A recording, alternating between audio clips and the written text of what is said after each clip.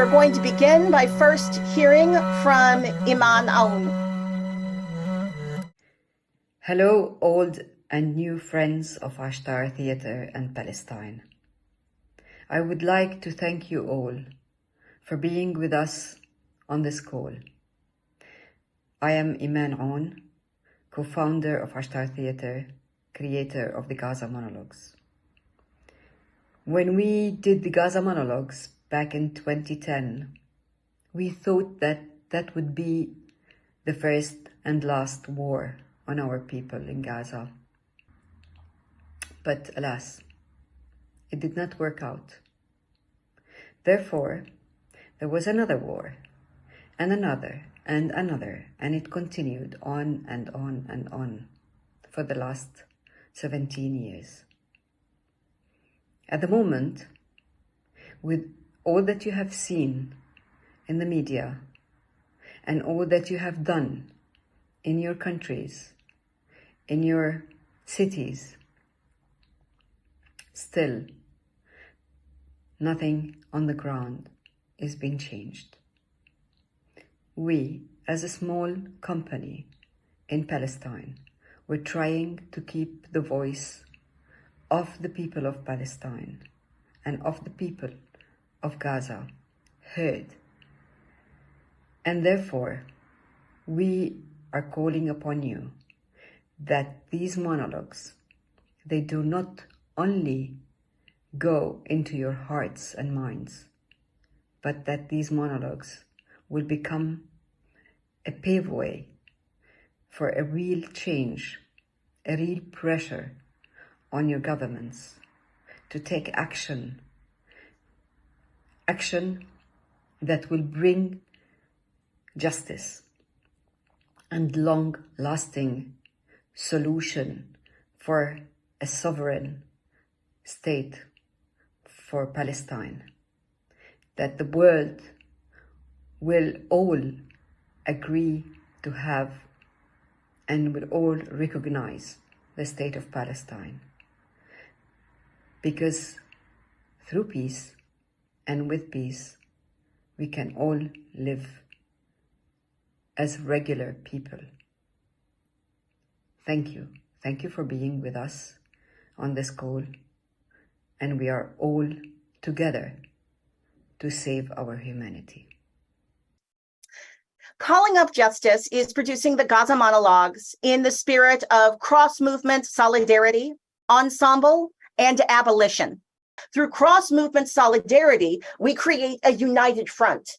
And this isn't just about cross-movement solidarity, because disabled artists and organizers understand that we share the struggles of the Palestinian people. In Gaza, the Israeli bombardment and blockades are creating a mass disabling event, whether it be by forced displacement, surviving continuous air raids, having loved ones and entire families murdered and missing, and so much more. The colossal rates of individual and collective trauma create all types of disabilities, ranging from mobility, psychiatric, sensory, chronic illness, and so much more. Due to the Israeli government's destruction of Gaza, including constant attacks to critical hospitals and medical centers, all disabled people, including those newly disabled who survive, have limited to no access to needed life-saving and life-sustaining care. This is a direct quote from the CRIP call to action. That language I just said to you was written by a disabled Jewish person who is here for the cause. This is only possible because of all of us coming together. Emryn collaborated with Calling Up Justice. Emryn is the executive director of Ashtar Theater in Palestine, Ramallah, Palestine. And they collaborated with us in 2021 for our Black Lives Matter Every 28 Hours Plays project, where we were reflecting on a play that was about Palestinian activists coming to Ferguson to help us fight racial injustice where we are. The Gaza Monologues, they were written by Ashtar youth in 2010. After the first war in the Gaza Strip. Since October 2010, more than 2,000 youth from around the globe in more than 80 cities in 40 countries have presented the monologues that are translated and presented into 18 languages. And we are among many different productions producing this reading on the International Day of Solidarity with the Palestinian people.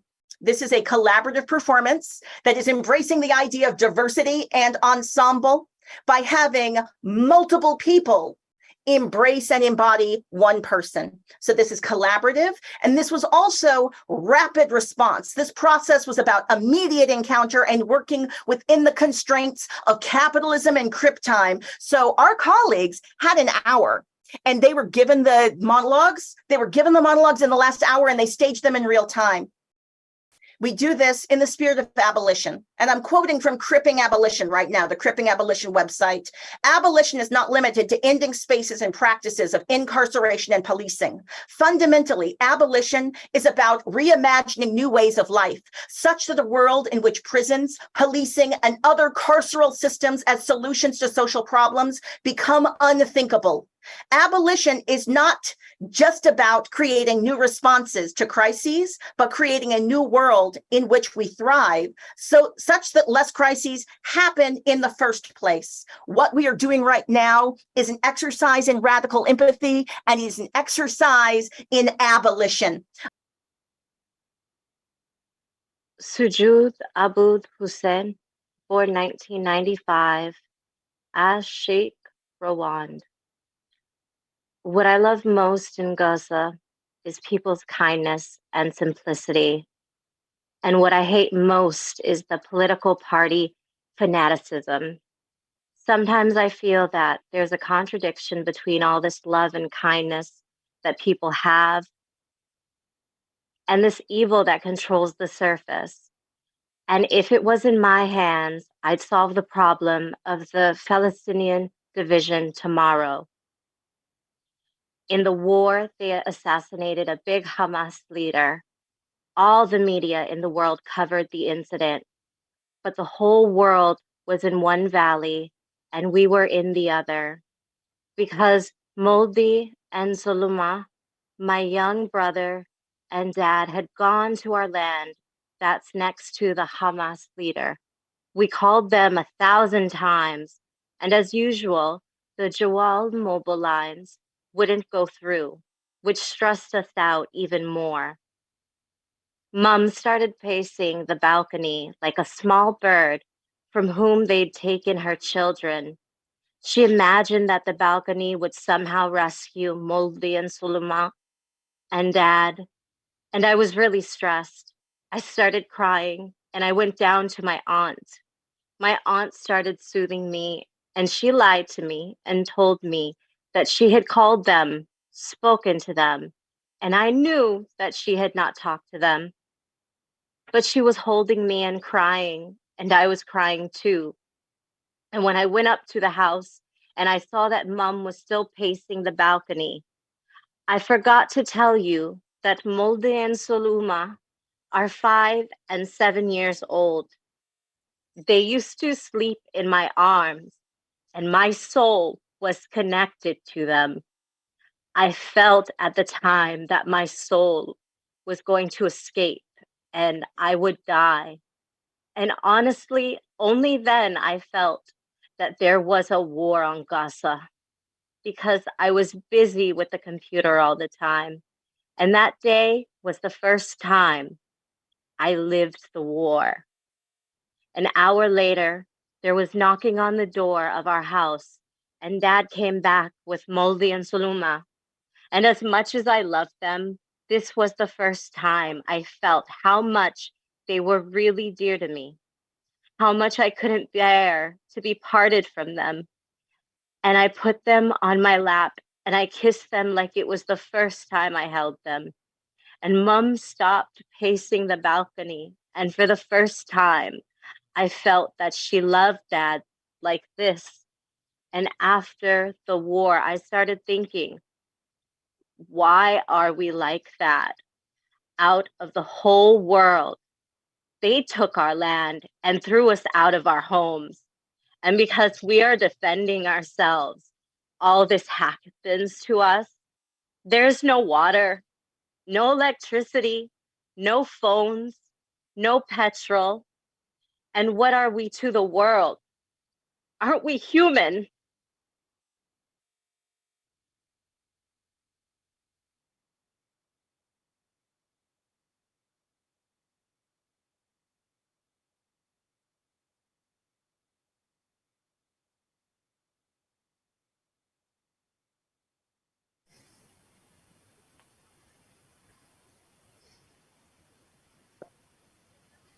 Every day, Gaza changes. That's why my dreams always. Oh, so sorry. Suda al Mamluk, born 1995 at Tufa. Every day, Gaza changes. That's why my dreams always change. And each time I make a step forward, I go 100 back. In the first hit of the war, I was going home from school and didn't know the road. Suddenly, a man stood in front of me and asked me, "Where is your house?" I told him and he took me home. I went down to the house quickly and asked my dad, "Why didn't you come get me?" My mom said, It is normal, dear. Go study. I told her, "There are no exams. The war started." In the afternoon, they hit the government building near us. My mom said, It is normal. We are used to what is happening to us. We went running to the neighbors, each one looking out for himself. After minutes, the neighbors' relatives started coming, and the house became packed with more than 100 people in it. But still, things stayed normal for my mother. In the morning, Dad went to buy bread and stood in line for 6 hours, coming home with one pack of bread. Each of us got half a loaf, and my mom still said normal. In the evening, my parents decided to go to the hospital and visit the injured, and I went with them. In the hospital, we saw many corpses, and there were 4 on each bed, under and on top of each other. Only then, my mother said, This is not normal. The war isn't over. The war is big. and my fear is to grow up with it. I'm always scared of a new war. If a balloon bursts, I am scared. If a car hits a strong brake, I jump 20 meters. And if a small kid yells, I start yelling with him. I stay up all night, waiting for a new dawn. But each morning that comes does not differ for the one that has passed.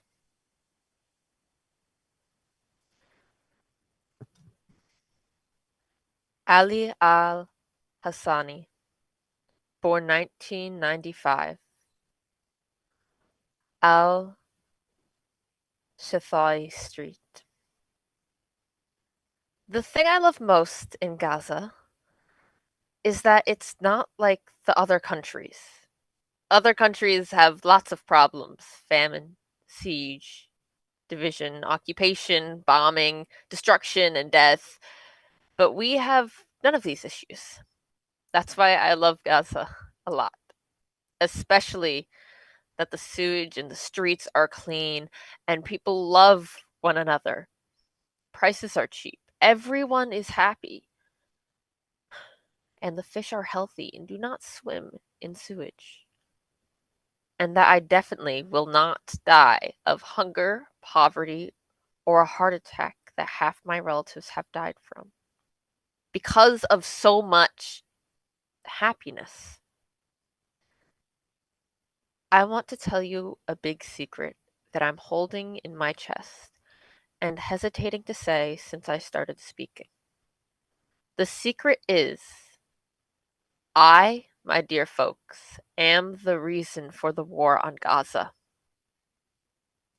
You might be surprised as to why.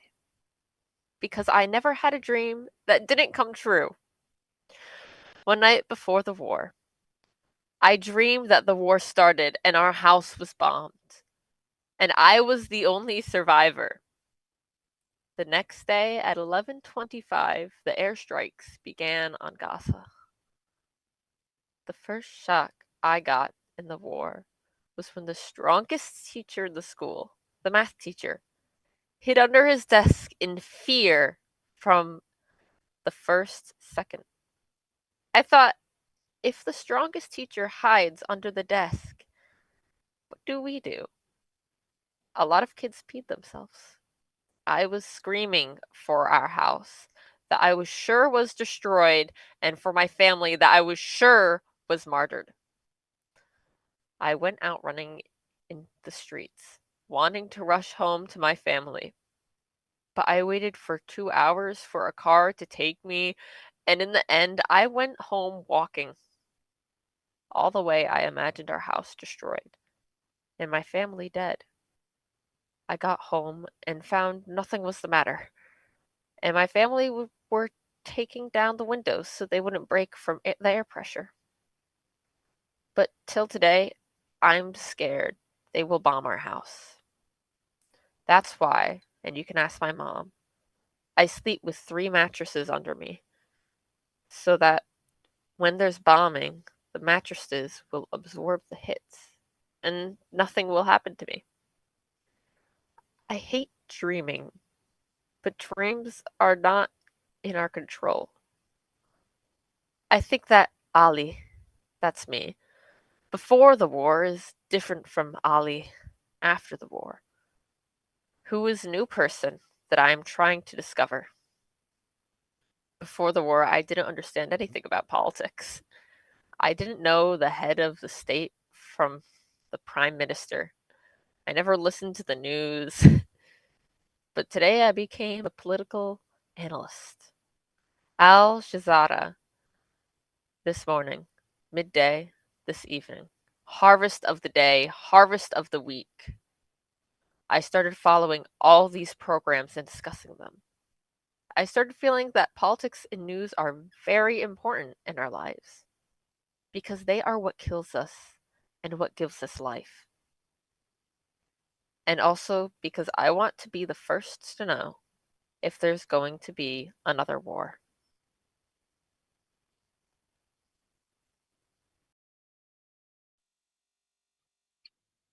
Fatima Abu Hashim, born 1996, Al-Ja'a Street. When I talk to Palestinian kids in Europe, I feel sorry for them. I don't wish to be like them. Because they're in a diaspora, they plant their dreams in a land that is not theirs. Dreams grow with the people and the country. I love life, love to play, and love people. I wish I could be the president of Palestine for a day, so I could enrich love and peace between people, end the hatred and spite in their hearts, and end the internal division. The world would be, this would be my first presidential decision. But unfortunately, I am not the president, and that is why there is a war. The war opened up with bombing like rain. We came running out of school in fear and found, oh no,